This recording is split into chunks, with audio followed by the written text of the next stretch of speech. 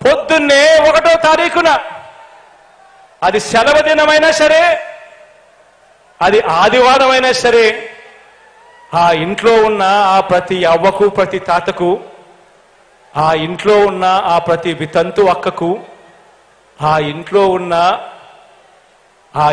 ఉన్న వికలాంగుల అందరికీ అర్థమయ్యేలా చెప్పండి.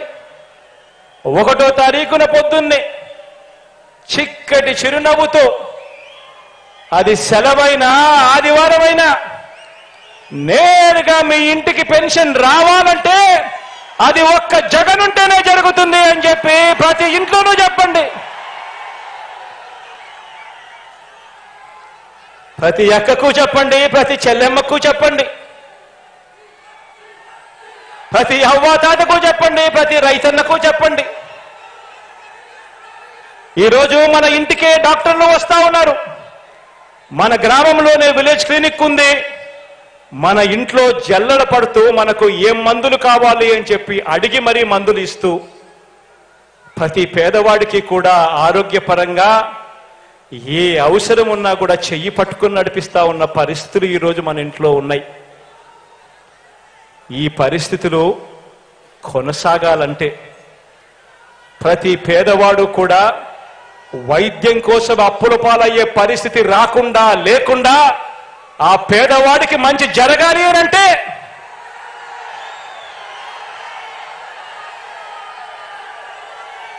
మీ జగన్ ముఖ్యమంత్రి అయితేనే అది జరుగుతుంది అని చెప్పి ప్రతి ఇంటికి వెళ్ళి చెప్పండి.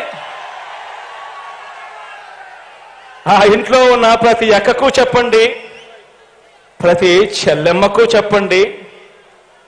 ఈరోజు ఆ ఇంట్లో ఉన్న ప్రతి అక్కకు, ప్రతి చెల్లెమ్మకు చెప్పండి. ఈరోజు తమ పిల్లలను బడికి పంపితే చాలు, ఆ పిల్లల చదువులు చదువుకుంటా ఉన్న ఆనందాన్ని చూసి వాళ్ళ మేనమామ ఈరోజు ఆ అక్క చెల్లెమ్మలకు అమ్మఒడి ఇస్తా ఉన్నాడు. ఆ ప్రతి అక్కకు చేయూతనిస్తా ఉన్నాడు, ఆసరా ఇచ్చాడు, అండగా నిలబడ్డాడు. 0 వడ్డీతో అక్క చెల్లెమ్మను తోడుగా ఉండి నడిపిస్తా ఉన్నాడు ఆ అన్న, ఆ చెల్లెమ్మలను. ఆ ప్రతి అక్క చెల్లెమ్మకు చెప్పండి, ఇంత ఆర్థిక స్వాలంబన ఆ అక్క చెల్లెమ్మలకు రావాలన్నా, ఉండాలన్నా అది కేవలం మీ జగన్ ముఖ్యమంత్రిగా ఉంటేనే జరుగుతుంది అని చెప్పి ప్రతి అక్క చెల్లెమ్మకు చెప్పండి. ఈరోజు ప్రతి రైతన్నకు వెళ్ళి ఆ రైతన్నకు చెప్పండి, అన్నా గతంలో రైతన్నల రుణాలు మాఫీ చేస్తాను అని చెప్పి మోసం చేసిన పెద్ద మనిషి పాలన చూశాం. ఈరోజు మాత్రం జగనన్న మాత్రం మాట చెప్పాడు, రైతు భరోసా ఇస్తానని చెప్పాడు. చెప్పిన దానికన్నా ఇంకా ఎక్కువే ఇచ్చిన మీ బిడ్డ పాలన మీరు చూశారు.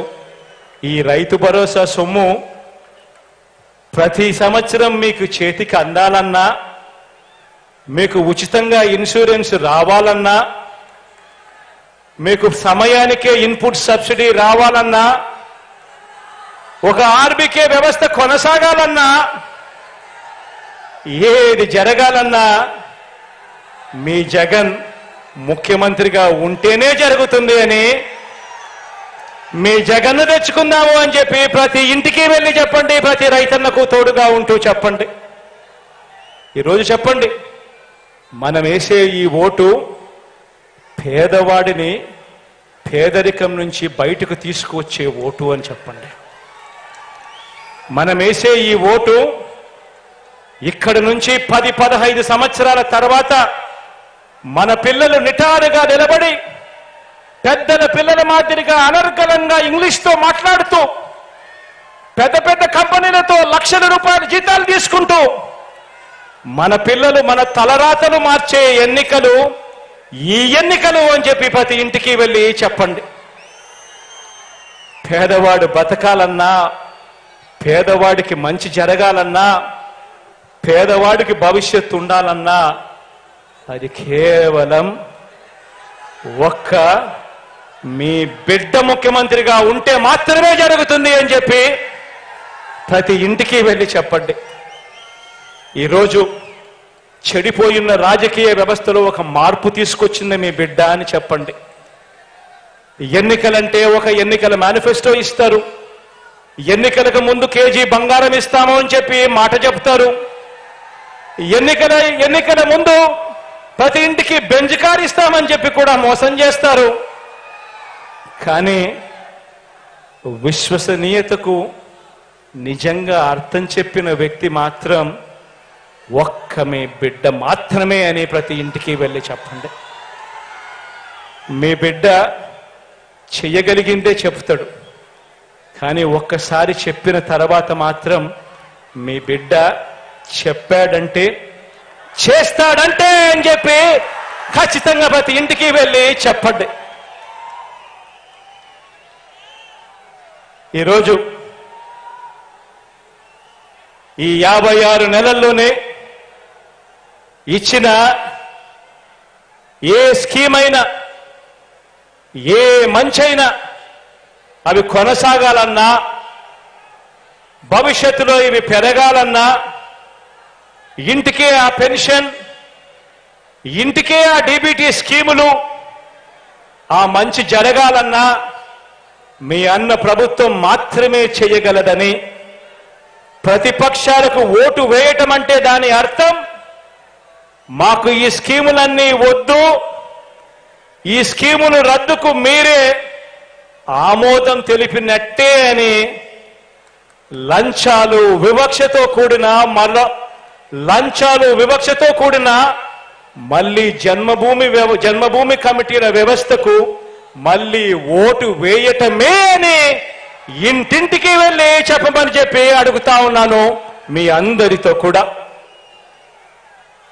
ఇలా ఏ మంచి చేయని వీరంతా, పొత్తు లేకపోతే పోటీ చేయటానికి అభ్యర్థులే లేని వీరంతా పెద్ద పెద్ద డైలాగులు కొడతా ఉంటే కొన్ని సామెతలు గుర్తుకొస్తా ఉన్నాయి. ఓటికుండకు మోత ఎక్కువ, ఉత్తగొడ్డుకు అరుపులు ఎక్కువ, చేతగాని వాడికి మాటలు ఎక్కువ అన్న సామెతలు గుర్తుకు వస్తా ఉన్నాయి. నేను అడుగుతా ఉన్నా ఈ వేదికపై నుంచి, జనంలో లేనివారు, ప్రతి పేదవాడి గుండెలో లేనివారు, ఇలాంటి దిగజారుడు పార్టీలన్నీ కూడా మీ జగనన్ననే టార్గెట్ గా, పేదవాడి భవిష్యత్తే టార్గెట్ గా, వైఎస్ఆర్ సిపినే టార్గెట్ గా ఆయుధాలు రెడీ చేసుకుంటా ఉన్నాయి.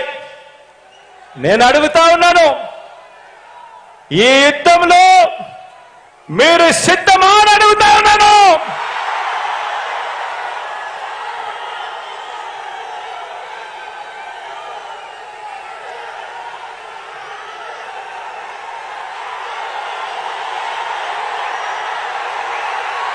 నేను సిద్ధం. దేవుడు దయతో ప్రజలే అండగా, దేవుడు దయతో ప్రజలే అండగా ఒంటరి పోరాటానికి మీ బిడ్డ సిద్ధం. మీరు సిద్ధమా అని అడుగుతా ఉన్నాను.